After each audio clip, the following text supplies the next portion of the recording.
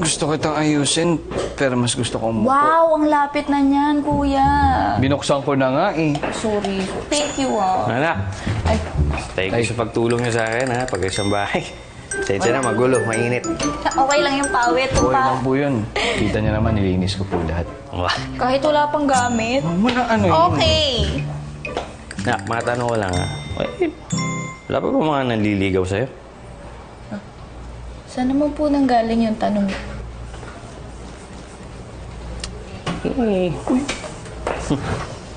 Bola po pala kayo ng ganda. Ayos to ah. Alam nyo, kaya ayoko talagang graduate kasi gusto kong maging varsity player ng basketball eh. Tangkad ko eh. Ano nga ulit yung topic natin? Kalimutan ko eh.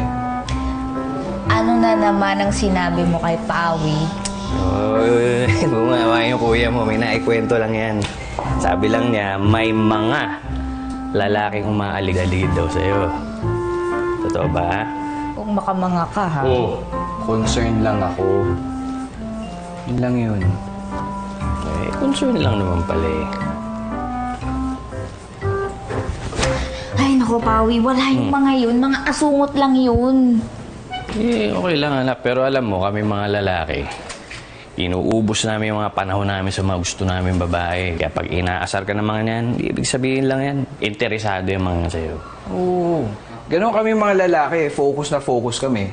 Pari ako, focus ako mag-aral. Kaya may mga ilang taon na, nag-aaral pa rin ako. Uy. Pero alam mo, ganyan kami nag-umpisa ng mamay nyo eh.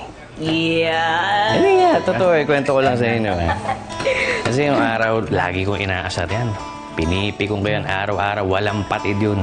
Buisit na buisit sa akin yan. Pero dumating isang araw na bigla na lang hindi ako pinansin. Lahat ng gawin ko, wala epekto sa kanya. Pawi, paano nangyari yun? Paano mo napasagot si mamay kung banas na banas naman siya sa'yo? Yun na nga, nung hindi niya na ako pinansin,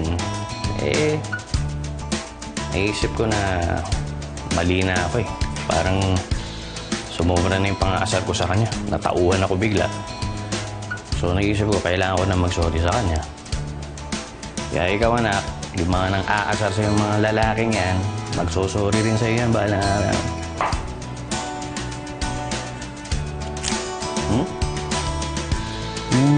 Uy! Diba ito, Bats? Lian. Sa akin po ito. Oo, gusto ko po ito eh. Nung 12 years old ako.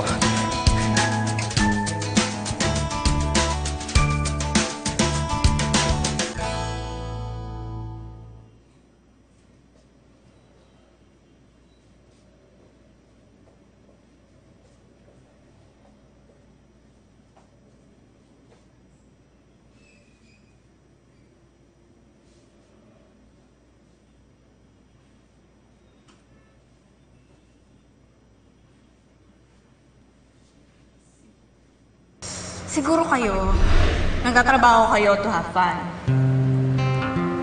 To enjoy.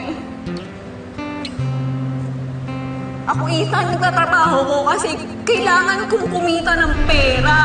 Kaming mga Pilipino, malapit kami sa mga magulang namin, sa pamilya namin, at ako. Hirap na akong makita silang naapektuhan nang wala silang kasalanan. Apology lang naman eh. Yun lang ang gusto ko mula sa inyo. Sa kabila ng lahat ng ginawa nyo sa akin, yun lang, apology lang, Ethan. Pero mukhang kahit yun hindi nyo pa maibibigay sa akin.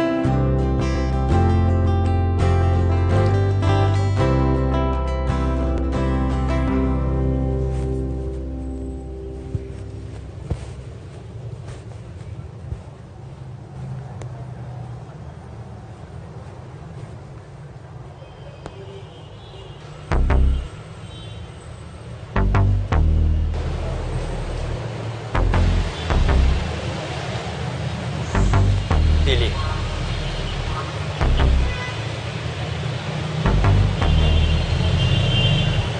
Bakit? May sasabihin ka?